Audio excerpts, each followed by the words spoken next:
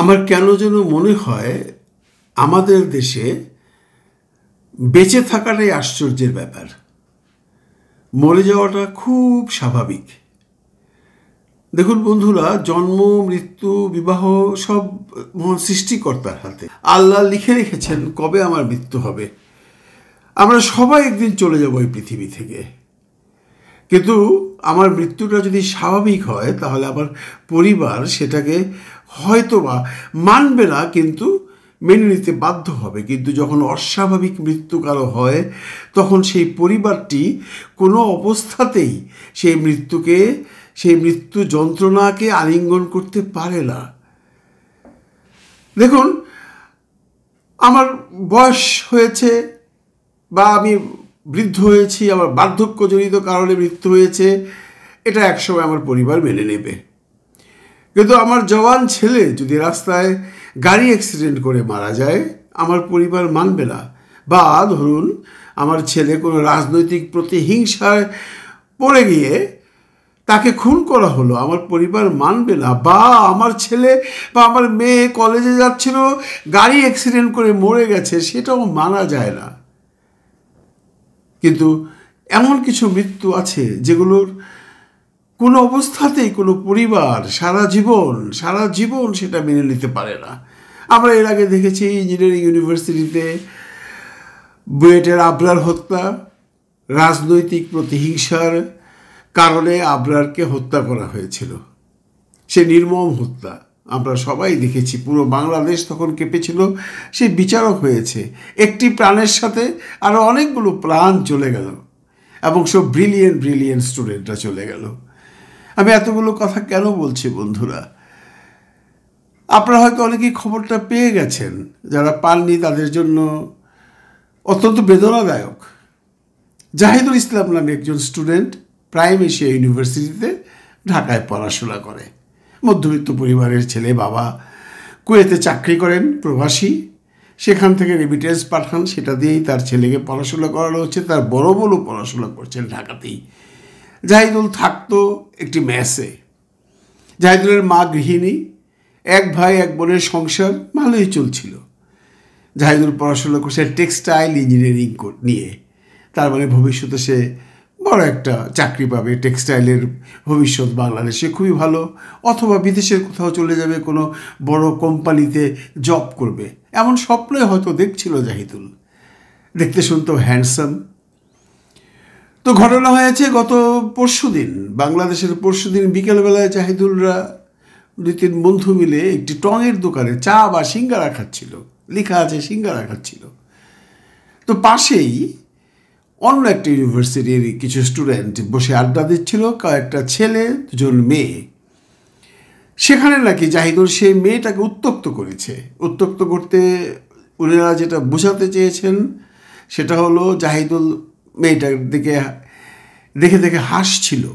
এটাকে যদি আপনারা উত্ত্যক্ত বলেন তাহলে উত্ত্যক্ত বলাই যায়, আর যদি হেসেও থাকে এটা কি খুব বেশি একটা অপরাধ? সুন্দরী একটা মেয়েকে দেখে একটা ইয়াং ছেলে তার দিকে তাকিয়ে যদি মুচকি হাসে, যদি হেসে থাকে, বা তাকে কোনো ইশারা দিয়ে থাকে, যদি দিয়ে থাকে, বা এমন কোনো কিছু ইঙ্গিত করেছে দূর থেকে যেটা অশোভনীয় যদি করে থাকে, এই অপরাধের জন্য কি তার জীবন যেতে পারে না? আমরা সিনেমায় দেখেছি ধনাঢ্য ব্যক্তির মেয়ের সাথে যখন কোনো দরিদ্র ছেলের প্রেম হয়ে যায় তখন তার পরিবার সেই ছেলেটিকে অ্যাকসেপ্ট করে না এবং প্রয়োজনে তাকে খুন করে নদী নালায় ফেলে দেয়। এগুলো সিনেমাতে সম্ভব, কিন্তু আমাদের ঢাকা শহরে ঘটে গিয়েছে সেটা। অতঃপর সেই মেয়েগুলো, যে মেয়ে দুটোকে বলা হচ্ছে জাহিদুল তাদেরকে উত্ত্যক্ত করেছে, ওনারা গিয়ে সেই এশিয়া প্রাইম ইউনিভার্সিটির প্রক্টরের কাছে বিচার দিলেন। প্রক্টর জাহিদুলকে ডাকালেন। ডাকিয়ে নেবার পর প্রক্টর মহোদয় বললেন, পুরো ঘটনা শুনলেন। জাহিদুল বললেন যে আমি স্যার এমন কিছুই করিনি, আমরা নিজেরা হাসাহাসি করছিলাম, এটা উনি হয়তো ভেবেছেন আমি ওনাকে দেখে হেসেছি, আসলে স্যার আমি ওনাকে দেখে হাসিনি। আমি ধরে নিলাম জাহিদুল মিথ্যে কথা বলছে। সেখানটায় জাহিদুল হয়তোবা হেসেছে, জাহিদুলের হয়তোবা ভালো লেগেছে, জাহিদুল হয়তোবা এমন কিছু বোঝাতে চেয়েছে মেয়েটাকে, হয়তোবা, আমি কিন্তু সব কিছুর মধ্যেই এই হয়তোবা শব্দটা ব্যবহার করছি। ভালো লেগেছে হয়তোবা, যদি কথাবার্তা হয়, যদি টেলিফোন নাম্বার আদান প্রদান হয়, এমনটি হতেও পারে, নাও হতে পারে, বা ধরে নিলাম হয়েছে, করেছে, এতটুকু জাহিদুল করেছে, হয়তোবা দেখে হেসেছে বা কোনো একটা ইশারা দিয়েছে, ধরে নিলাম। অতঃপর প্রক্টর মহোদয় বললেন, জাহিদুল তুমি ওনাদের কাছে ক্ষমা চাও। জাহিদুল ক্ষমা চাইল, ঘটনা সেখানেই শেষ।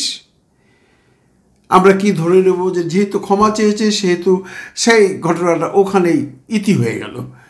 কিন্তু আসলে কি তাই? ঘটনা কি সেখানে ইতি হয়েছিল? না বন্ধুরা, ঘটনা সেখানেই ইতি টানেনি। অতঃপর মেয়েটির কিছু বন্ধু বান্ধব, আমি এটাকে বন্ধু বললেও হয়তো বা ভুল হবে, খুব সম্ভব মেয়েটির ফিয়ান্সে বা প্রেমিক, যে তাকে খুব প্রাণ দিয়ে ভালোবাসে, এমন কাউকে গিয়ে হয়তো বা সেই ঘটনাটা বলেছে।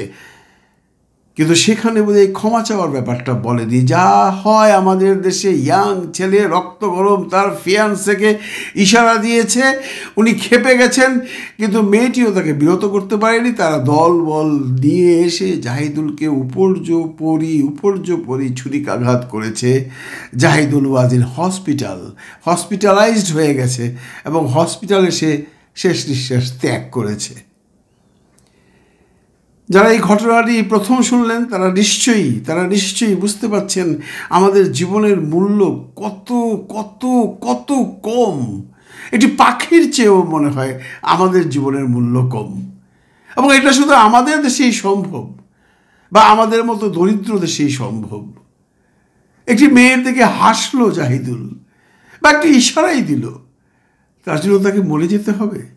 আর এই যে খুনটা হলো, এই যে ঘটনাটা ঘটলো, এর জন্য জাহিদুলের পরিবার থেকে জাহিদুলের মামাতো ভাই মামলা করেছে। এখন সেই 8 জনকে পুলিশ খুঁজছে। এই 8 জনও ভালো ভালো স্টুডেন্ট, ভালো ভালো ঘরের ছেলে মেয়ে ওরা। এখন কি হবে? সেই আবরারের অবস্থা হবে।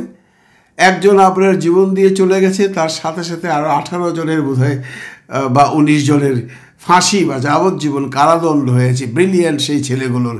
এখন এদেরও তো একই অবস্থা হবে। ওরা পালিয়ে আছে, কিন্তু পালিয়ে থাকবে কতক্ষণ? বাংলাদেশের পুলিশ অত্যন্ত স্মার্ট, ধরে ফেলবে, আজকালের মধ্যেই ধরে ফেলবে। ধরে যেটা হবে, তাদের যে বিচার হবে, তারা যত ক্ষমতাবানই হোক, এই সময় অন্তত এটা নিয়ে উত্তাল হয়ে গেছে ভার্চুয়াল মিডিয়া। সবাই নিন্দা জানাচ্ছেন, সবাই এর বিচার চাচ্ছেন, এবং আমার বিশ্বাস এরা ধরা পড়লে এদের একটা কঠিন বিচার হবে। কারণ এখন তো আর কোনো সেই দিন নেই যে আপনার কোনো নিকট আত্মীয় স্বজন উপরে আছেন, উপর মহলে আছেন, আপনি বেঁচে যাবেন, বাঁচবেন না। আপনাদের সবার জীবনও এখন হুমকির মুখে চলে গেল।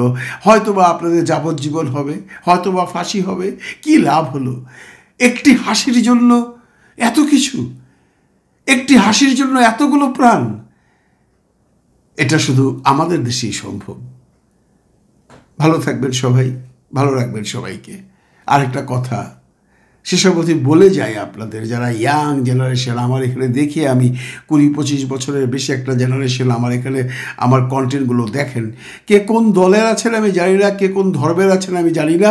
আপনাদেরকে অনুরোধ করছি একটু সাবধানে চলাফেরা করবেন, কারণ দেশের যে পরিস্থিতি, মানুষের রক্ত এখন এত গরম যে আপনার ফিয়ান্সের দিকে একজন হাসলেই তাকে খুন করতে হবে।